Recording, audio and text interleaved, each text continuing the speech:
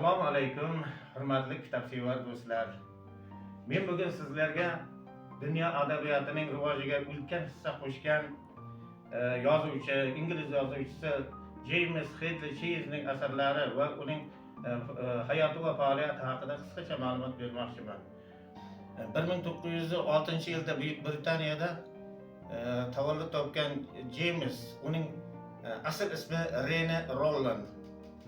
James Hadley Chase uning taxallusi. Koshona shohona hayotdan bezor bo'lgan Rene 18 yoshida uydan chiqib ketadi. Men o'z mehnatim bilan mashhur bo'lmoqchiman, o'zim topgan pul bilan halol yashamoqchiman deb Angliya qirolligi huzurida joylashgan kutubxonaga borib xizmatkor bo'lib, yuk tashuvchi bo'lib ishga kiradi. Adabiyotga bor vujudi bilan kirib ketadi. Avval kitobni do'konlarga tashib sotuvchilik qiladi, keyin o'zi kutubxonalarda kitob bilan ta'minlaydigan darajaga yetadi, katta bir yetkazib beruvchi bo'lib.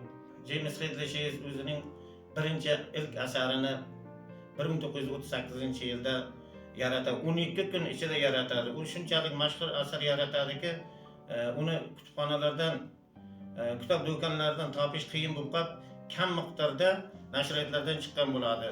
Kitobdagi voqealar aslida Amerikadagi politsiyachilar hayoti, ularga jinoiy guruhlarga qarshi kurashganlik voqealar rivoji bo'lib ketadi. Shuning uchun Amerikada 5 million nusxada bu kitob nashriyatdan chiqariladi. Uning hozirgi kungacha bizda 90 dan ortiq romani bor. 50 ta romani asosida kinofilmlar ishlangan. Men o'zim 11 ta asarini o'qiganman.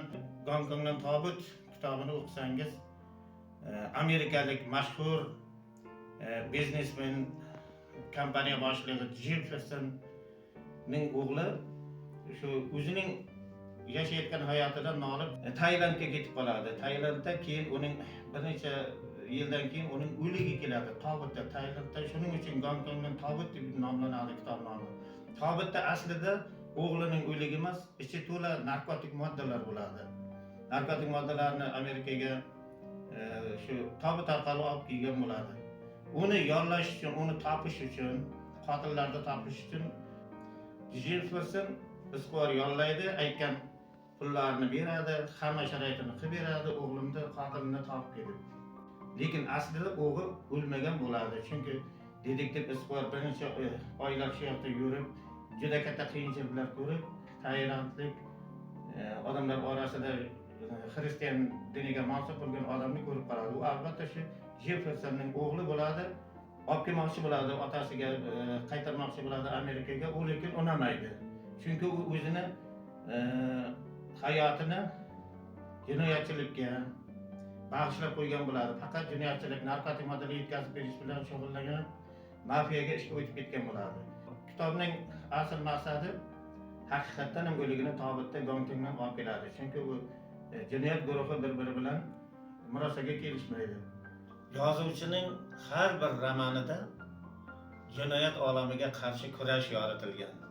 Hozirgi yoshlarimiz mana shu jinoyat olamiga kirishdan, yovuzlikdan qochishdan, yovuzlikka qarshi kurashish kabi ibratli, juda ham mazmunli fikrlar bor.